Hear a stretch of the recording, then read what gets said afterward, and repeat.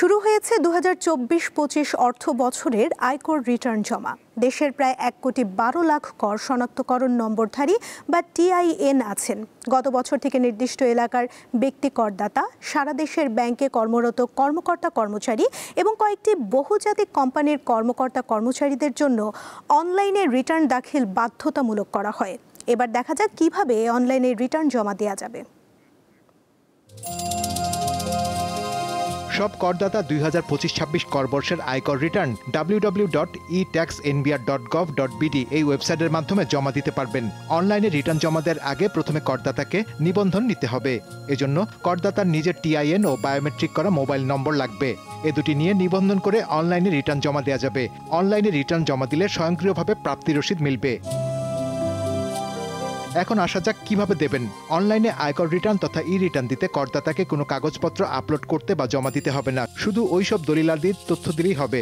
যেমন সনাতনী পদ্ধতিতে চাকরিজীবীদের আয়ের বা বেতন ভাতার প্রমাণপত্র হিসাবে ব্যাংক হিসাবের 1 বছরের লেনদেন বিবরণী জমা দিলেই চলবে। আগের বছরের 1 জুলাই থেকে পরের বছরের 30 জুন পর্যন্ত সময়ের ব্যাংক হিসাবের স্থিতি, সুদের তথ্য ও ব্যাংক হিসাবের নম্বর সহ বিভিন্ন তথ্য দিতে হবে। করদাতারা bank transfer, debit card, credit card, bKash, Rocket, Nagad অথবা অন্য যে কোনো মোবাইল ফাইন্যান্সিয়াল সার্ভিস অ্যাপ ব্যবহার করে ঘরে বসে কর পরিশোধ করে অনলাইনে আয়কর রিটার্ন দাখিল করতে পারবেন। সেক্ষেত্রে কোনো সমস্যা হলে তা তাৎক্ষণিক সমাধানের জন্য রাজস্ব বোর্ডের কর্মীরা কল সেন্টার এবং অন্যান্য ইলেকট্রনিক মাধ্যমে সার্বক্ষণিক সেবা প্রদান করবেন।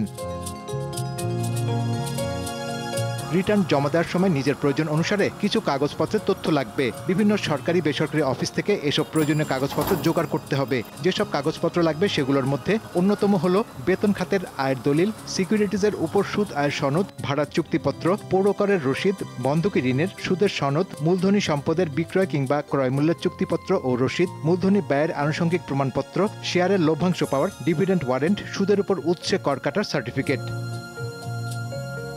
বিনিয়োগ করে রেয়াত পেতে চাইলেও কিছু কাগজপত্র লাগবে, যেমন জীবন বীমার কিস্তির প্রিমিয়াম রসিদ, ভবিষ্যৎ তহবিলে দেয়া চাঁদার সনদ, ঋণ বা ডিভেঞ্চার, সঞ্চয়পত্র, শেয়ারে বিনিয়োগের প্রমাণপত্র, ডিপোজিট পেনশন স্কিমের চাঁদার সনদ, কল্যাণ তহবিলের চাঁদা ও গোষ্ঠী বীমার কিস্তির সনদ, জাকাত তহবিলে দেয়া চাঁদার সনদ।